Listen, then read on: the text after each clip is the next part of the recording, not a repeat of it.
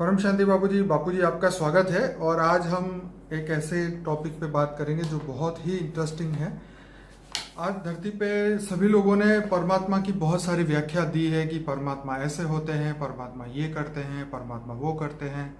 तो जो इतने लोग इतनी बातें हो गई है, तो हम आपसे आज ऐसे 10 रहस्य डिस्कस करना चाहेंगे जो कि परमात्मा के बारे में है। जो व्याख्या, जो आप रियलिटी आप हमें बताएंगे परमात्मा के बारे में, कि थोड़ा सा बता दूं हमारे व्यूअर्स को कि कौन कौन से क्वेश्चन आने वाले हैं।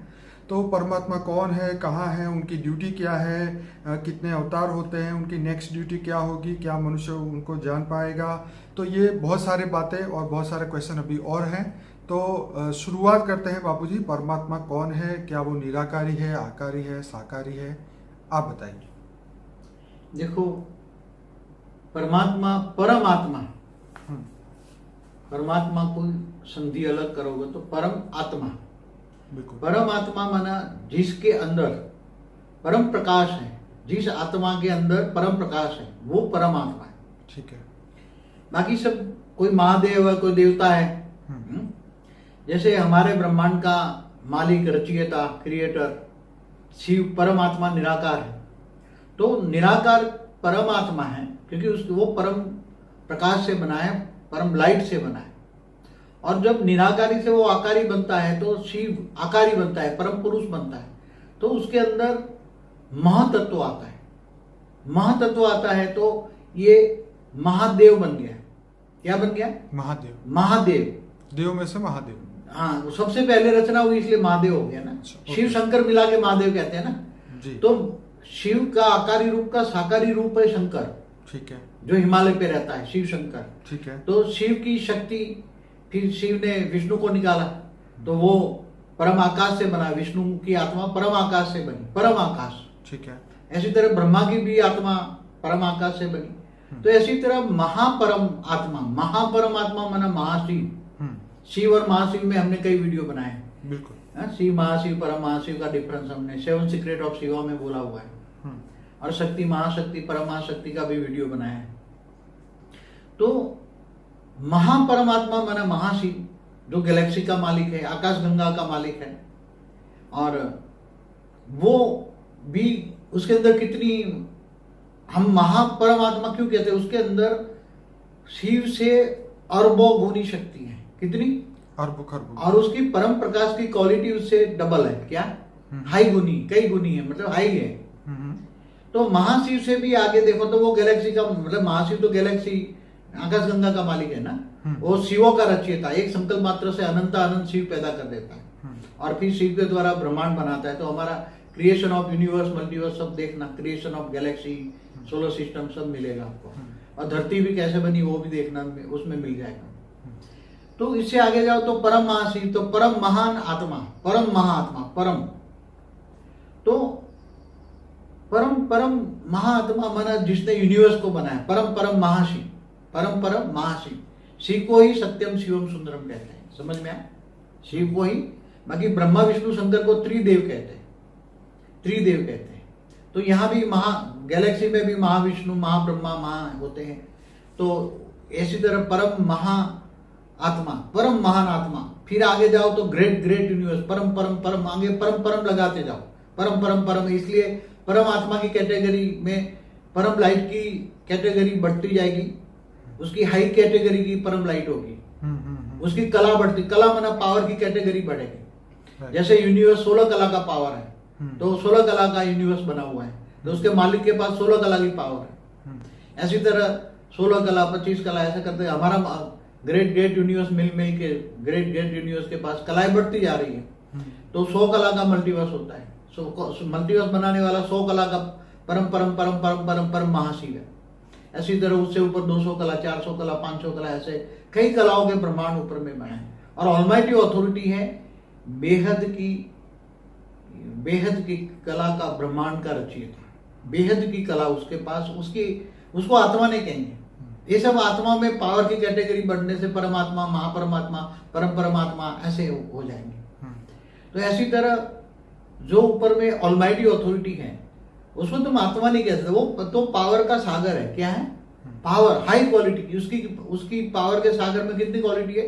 उसने बेहद का विश्व बनाया, बेहद का विश्व, अनंत अनंत कलाओं का ब्रह्मांड बनाया, अनंत अनंत कलाओं का ब्रह्मांड बनाया। तो ये सब परमात्मा की मैंने डेफिनेशन दे दी। बाकी महादेव देवता की सबकी मैंने, शिव शंकर को महादेव कहते हैं। मैं अपने व्यूअर्स को ये जरूर से कहूँगा, ये वीडियो जरूर लंबा होगा, लेकिन इसको पूरा जरूर सुनिएगा, क्योंकि ये आपका सोचने का और समझने का तरीका बदल देगा, आपकी जिंदगी बदल देगा। जी, आपकी जिंदगी जरूर बदलेगी ये वीडियो देखने के बाद। और बापू जी, हमारा दूसरा क्वेश्चन है, परमात्मा कहाँ रहता है? हाँ, हर कोई परमात्मा होता है, निराकार होता है। उसको जैसे ब्रह्मांड का पूर्ण ब्रह्म निराकार शिव परम धाम में रहता है। जैसे हमारे धरती से ऊपर 7 लोक है, बताया हुआ है, भूलोक, बुब्रुलोक, स्वलोक, महालोक, जनलोक, तपलोक, फिर ब्रह्मापुरी, विष्णुपुरी, शिवपुरी, भी परम धाम होता है। ऐसी तरह हर ऊपर रहता है, मगर जो महाशिव गैलेक्सी के सेंटर पॉइंट में रहता है, आकाशगंगा के सेंटर पॉइंट में रहता है, और सेंटर पॉइंट में रहकर अनंत कोटि ब्रह्मांडों को महाशक्ति के द्वारा कंट्रोल कर रहा है। बापू जी, एक ब्रह्मांड का जो क्रिएटर है उसको आपने परमात्मा की संज्ञा दी। परमात्मा, वो महापरमात्मा है। ठीक है, वो महापरमात्मा, महाशिव महापरमात्मा है। ठीक है, और परम महाशिव जो है वो मतलब उसके आगे सब सेंटर पॉइंट में रहते हैं। जैसे गैलेक्सी का मालिक महाशिव सेंटर पॉइंट में रहता है, उसके परम लाइट बीच में है, महापरम धाम बीच में है जी, महापरम धाम में ही निराकार रहता है। ठीक। और आत्माएं जब निराकार बन जाती हैं तो सारी आत्माएं भी परम धाम में जा सकती हैं। जैसे कहते हैं ना, मनुष्य आत्मा भी धारे तो जीव से शिव बन सकता है, बिल्कुल। तो आत्मा भी परम धाम में जा सकती है, सारे लोक को क्रॉस करके, सारे एक लोगों को क्रॉस करके ऊपर परम धाम में जा सकती है। तो ऐसी तरह परम महाशिव जो है, यूनिवर्स का मालिक है, वो भी सेंटर पॉइंट में रहता है। हमारे जो यूनिवर्स है, आज जो विजिबल यूनिवर्स कहते हैं 156 अरब प्रकाश वर्ष, वो तो कुछ भी नहीं है। हमारा 0 कला का यूनिवर्स भी 1200 अरब प्रकाश वर्ष है, उसका डायमीटर। 0 कला का यूनिवर्स है वो, पहले इससे ऊपर जाओ तो 16 कला का यूनिवर्स है। तो अभी तो साइंस के साधन स्थूल तत्वों के बने हैं। तो ग्रेट यूनिवर्स का मालिक भी बीच में रहता है, हर कोई बीच में सेंटर पॉइंट में रहता है, और मल्टीवर्स का मालिक भी हमारे मल्टीवर्स के सेंटर पॉइंट में रहता है। बापू जी, परमात्मा की ड्यूटी क्या है, आप बताइए। देखो, परमात्मा हमेशा निराकार पूर्ण ब्रह्म, हर ब्रह्मांड का पूर्ण ब्रह्म, वो रचना करता है। जैसे हर कोई एक पावर है, तो वो परमात्मा है, तो सोचेगा ना मैं कुछ करूं तो क्या करूं, मैं सर्जन करूं, क्या करूं, सर्जन करूं। तो उसने सबसे पहले विष्णु का सर्जन किया, पहले निराकारी से आकारी बने, आकारी से विष्णु का सर्जन किया, विष्णु के नाभि से ब्रह्मा ने, ब्रह्मा द्वारा सब परम पुरुष पैदा किए, सब ये सर्जन करता है। ब्रह्मा द्वारा सर्जन, विष्णु द्वारा पालना और शंकर द्वारा विनाश। और निराकार सारा पूरा ब्रह्मांड का रिकॉर्ड अपने पास रखता है। नीचे जैसे ये उसने पहला तय करता है कि ब्रह्मा के 100 साल ब्रह्मांड चलेगा, ठीक है। फिर जब नीचे गिर जाता है तो धरती, ब्रह्मा द्वारा धरती बनती है ब्रह्मा के 10 साल के बाद। फिर पूरे मैंने बनाया हुआ है धरती कब बनी, कैसे, फिर धीरे धीरे, पहले मौत नहीं होता। और बापू जी, ड्यूटी की हम बात करें तो उनकी ड्यूटी क्या है? क्या तो वो ड्यूटी द्वारा जब फिर धरतियां जब गिर जाती है तो फिर धीरे धीरे वो काम करवाता है ना, वो तो करता है ना, वो तो खुद नहीं करता ना, करवाता है।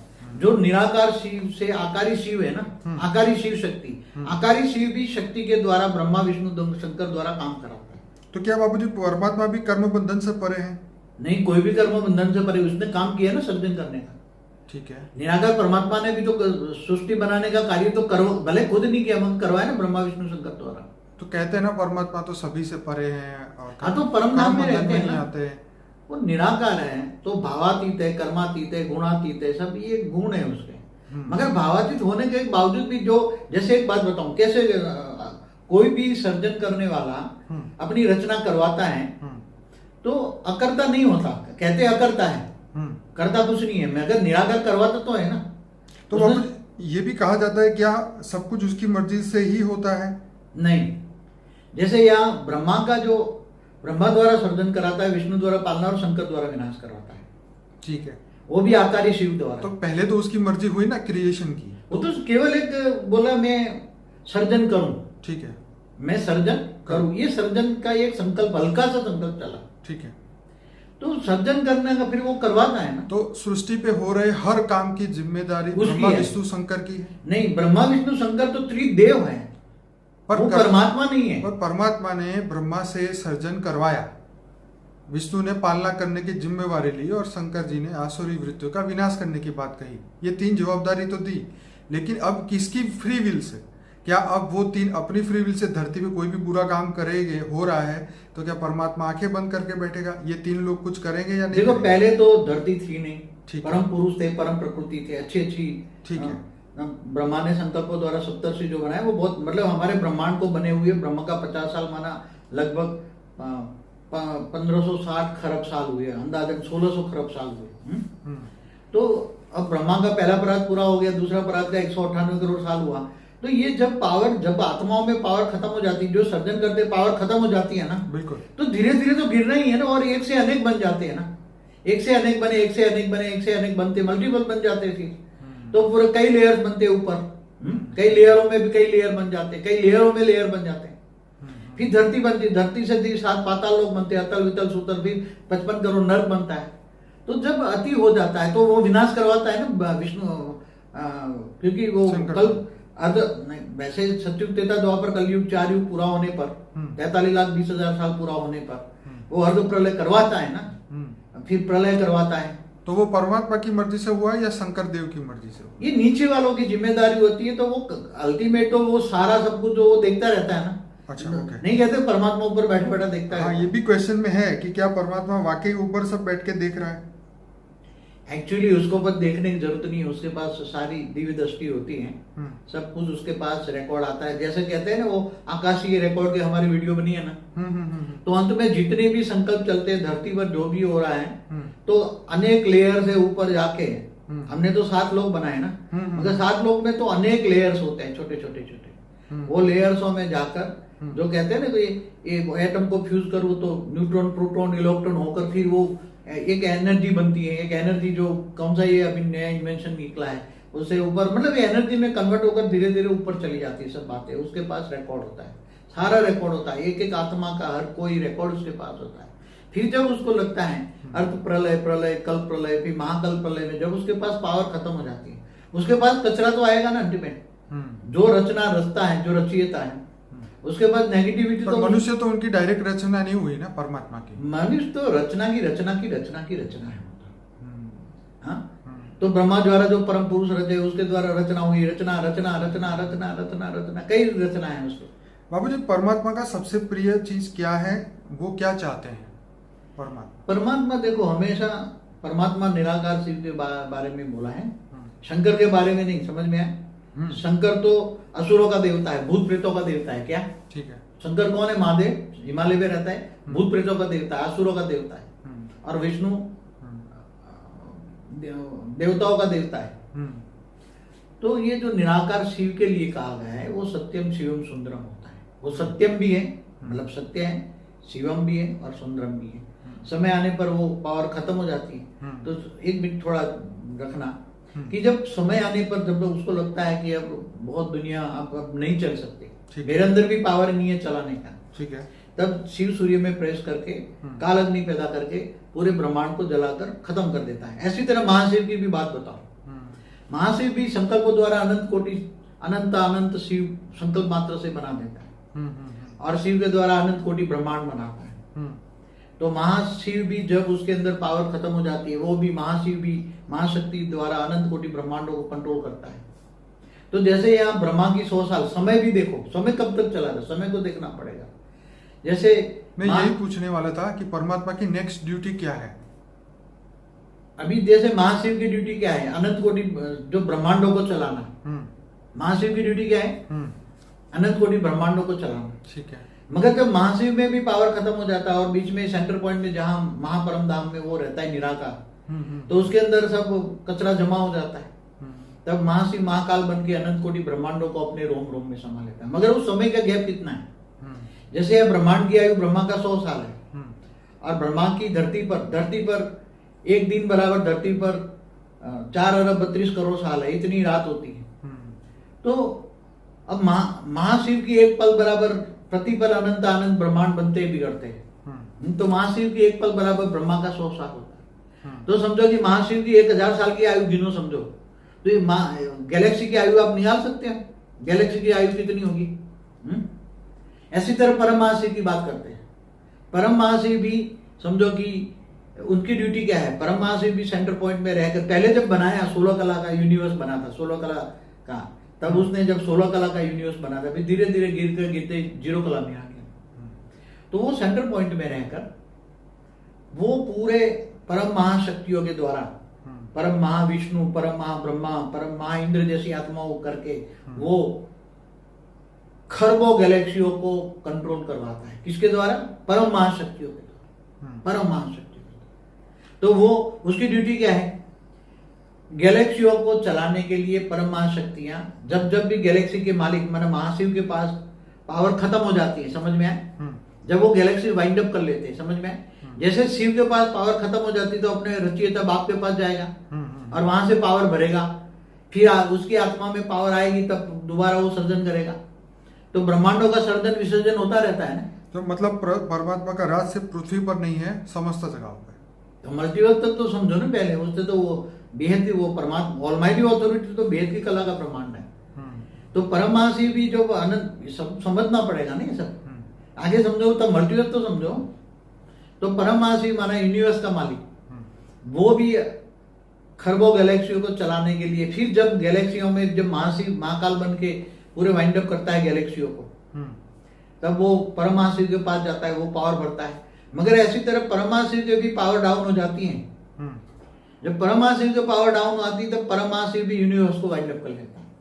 अब समझ में, यूनिवर्स भी वाइंड अप हो जाता है, कई बार यूनिवर्स वाइंड अप होता है। ऐसी तरह ग्रेट यूनिवर्स, ग्रेट यूनिवर्स में खरबों यूनिवर्स है।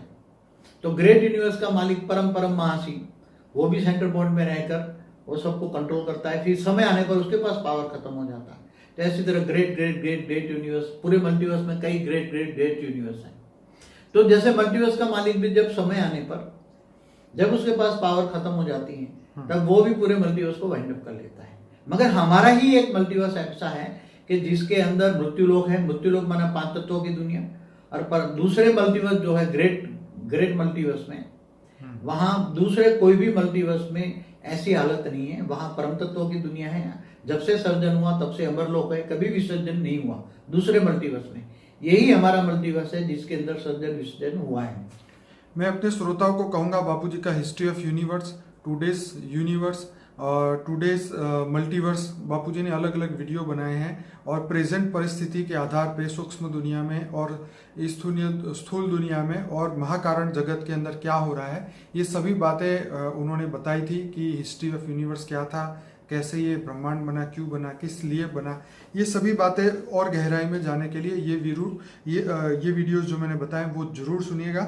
बापूजी इसी से ही रिलेटेड क्वेश्चन मेरे पास है, परमात्मा एक है या नहीं, जो हर बार, क्योंकि हर धर्म ने अपने परमात्मा की अलग डेफिनेशन दी। देखो धर्म जो धर्म पिता कहते हैं ना, ये जितने धर्म पिता है ना, मैंने एक वीडियो में बनाया है, सब तो दूसरे या तो आए या तो गैलेक्सियों से आए या तो दूसरे यूनिवर्स से आए। ये सब हमारे यूनिवर्स में ये आए हैं 198 करोड़ साल से शुरू हुए हैं। या तो ग्रेट यूनिवर्स से आए, ग्रेट यूनिवर्स से हमारे ब्रह्मांड में आए। तो आके उन्होंने अलग अलग परमात्मा की सबने डेफिनेशन दी। आप सब देखो, सब धर्मपिता या परमपिता, धर्मपिता और परमपिता में फर्क क्या है मैं बताऊं। धर्मपिताओं ने सबने अलग अलग डेफिनेशन दे दी। फिर पंथ संप्रदाय बने, पंथों में सबने डेफिनेशन अलग अलग दे दी, हर कोई चीज अलग कहता है। कोई तो परम सत्य तो एक है ना, God is one, truth is one. तो शिव है परमात्मा। तो ऐसे अनंत अनंत शिव हो गए एक गैलेक्सी में, एक आकाश गंगा में, और ऐसे कई आकाश गंगाएं मिलके एक यूनिवर्स बनता है। तो ऑलमाइटी अथॉरिटी तो बहुत बड़ी हस्ती है, उनको जानना मानना। तो बाबूजी क्या मनुष्य परमात्मा को कभी जान सकता है? परमात्मा शिव को तो सब जानते हैं ना, ठीक है, वो तो हमारे ब्रह्मांड का तो परमात्मा के शिव के एक रूप को वो जानते हैं ना। रियल में परमात्मा शिव निराकार क्यों? हाँ, हिंदू शास्त्रों में निराकार को भी मानते हैं, आकारी शिव को मानते हैं। शिव शक्ति ऊपर शिवपुरी में रहते हैं, वो लिखा हुआ है। निराकारी, आकारी और साकारी हमारे ब्रह्मांड के परमात्मा के 3 रूपों को जानते हैं ना। और साकारी है शंकर, तो वो तीनों रूपों, बाकी सब देवता हैं, समझ में, ब्रह्मा विष्णु शंकर देवता हैं। बाबूजी परमात्मा को याद करने से सभी विकर्म खत्म होते हैं? देखो आत्मा पहले जब सर्जन हुआ तो रजो थी, रजो प्रधान थी। फिर रजो से नहीं, सतो थी। सतो थी, सतो प्रधान थी आत्माएं। हम्म, फिर सतो से सर्जन करने की शक्ति थी आत्माओं में, तो उन्होंने खूब सर्जन किया। सर्जन करने से पावर डाउन हो गया तो सतो से फिर रजो बनी, रजो से धीरे धीरे मनुष्य बन गए तो तमो प्रधान बन गए। अब तमो प्रधान आत्मा बन गई तो आत्मा के ऊपर आवरण आ गया 5 तत्वों का, शरीर का। बिल्कुल। और शरीर का आवरण आने से अपने आप को भूल गई, मैं कौन हूँ, कहाँ से आई हूँ, ठीक है। मैं कौन हूँ, तो मैं एक आत्मा हूँ। आत्मा को ढूंढने के बजाय सब कुंडली जागरण करने लगे। ठीक। हाँ, अब कुंडली जागरण से तो कुछ होगा नहीं, कुंडली नहीं तो शरीर में है।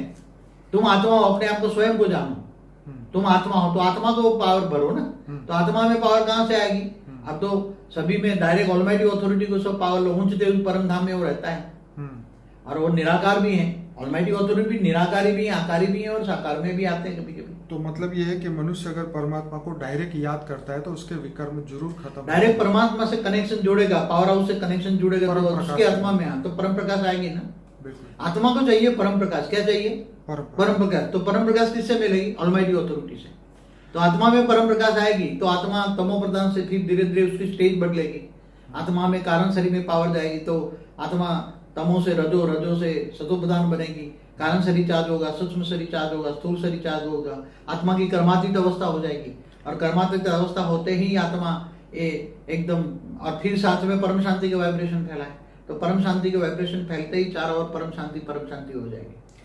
बापू जी, अब जैसे हमने देखा शास्त्रों में कि शिव के 28 अवतार, विष्णु के 24 अवतार ऐसे बताए गए हैं, तो क्या ये परमात्मा के अवतार थे ये सभी अवतार?